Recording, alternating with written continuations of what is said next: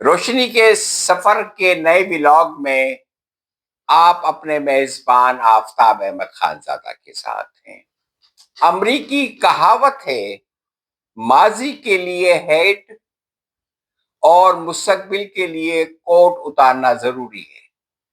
سیاہ فام امریکی شاعرہ اور ناول نگار ایلس واکر کہتی ہے کہ کسی بھی سماج میں تبدیلی انسان کے ذاتی خیالات میں تبدیلی لائے بغیر ممکن نہیں۔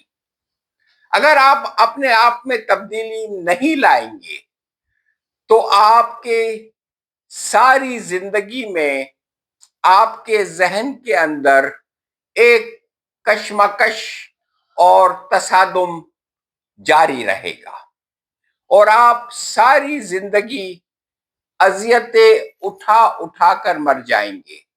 لیکن یاد رہے، تمہارے خیالات اور احساسات پھر بھی نہیں مریں گے، وہ ایک نسل سے دوسری نسل جینز کے ذریعے منتقل ہوتے رہیں گے۔ ہو سکتا ہے تمہیں مرنے کے بعد چین نصیب ہو جائے، لیکن تمہارے خیالات اور تمہارے احساسات پھر بھی بے چین رہیں گے۔ اسکائلیس کو یونانی پیغمبرانہ صفات کا المیہ نگار مانتے تھے۔ ان کا بیان تھا کہ اسکائلیس پر ڈرامے اور اس کے پلاٹ وحی کے ذریعے ان پر اترتے ہیں۔ اسکائلیس کا ایک ناقابل فراموش ڈرامہ پرومیتھیسس باؤنڈ ہے، جس میں ہیرو پرومیتھیسس دیوتا زیوس کے خلاف بغاوت کا مرتکب ہوتا ہے۔ پرومیتھیسس انسانوں کا ہمدرد ہے اور خود بھی ایک دیوتا ہے۔ پرومیتھیسس آگ چرا کر انسان کو دے دیتا ہے اور دیوتا زیوس اس کو اس جرم میں سزا دیتا ہے اور کاشکیا کی چوٹی پر باندھ کر اس پر بھوکا عقاب چھوڑ دیتا ہے۔ وہ عقاب دن بھر اس کا جگر نوچتا رہتا ہے اور رات کو اس کا جگر پھر اصلی حالت میں آ جاتا ہے، اور صبح پھر وہی عقاب اس کا جگر نوچتا رہتا ہے اور رات کو پھر اس کا جگر اپنی اصلی حالت میں آ جاتا ہے۔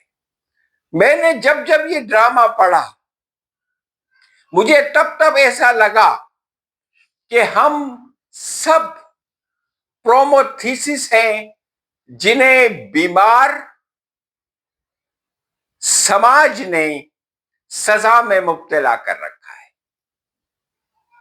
دن بھر بھوکے عقاب ہم سب کا جگر نوچتے رہتے ہیں اور رات کو ہمارے جگر واپس اصلی حالت میں آ جاتے ہیں، اور صبح ہوتے کے ساتھ ہی پھر وہ بھوکے عقاب ہمارا دن بھر جگر نوچتے رہتے ہیں، اور یہ عمل اسی طرح سے ہماری ساری زندگی جاری رہتا ہے، اور ایک روز ہم اپنی قبر میں جا لیٹتے ہیں۔ مجھے اس وقت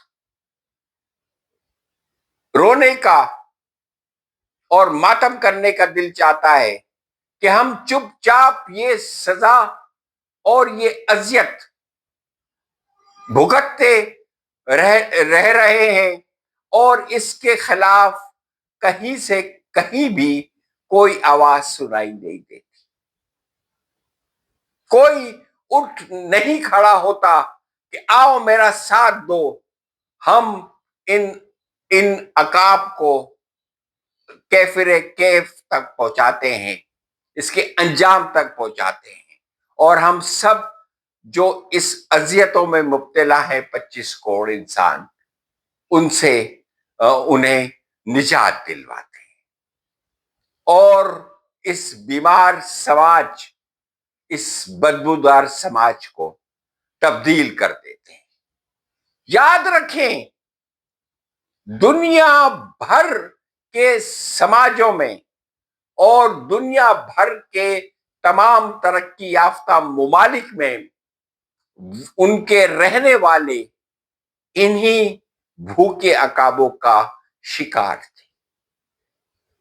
ان کی جتنی بھی اذیتیں اور تکلیف انہوں نے اٹھائی ہیں وہ ہم سے کم نہیں تھی، لیکن ایک روز وہ اٹھے اور انہوں نے کیفر انجام تک اس عقابوں کو پہنچایا، اور پھر اس اذیت سے ہمیشہ کے لیے نجات حاصل کر لی۔ آج وہ اپنے اپنے ملک میں چین اور سکون کے ساتھ رہ رہے ہیں۔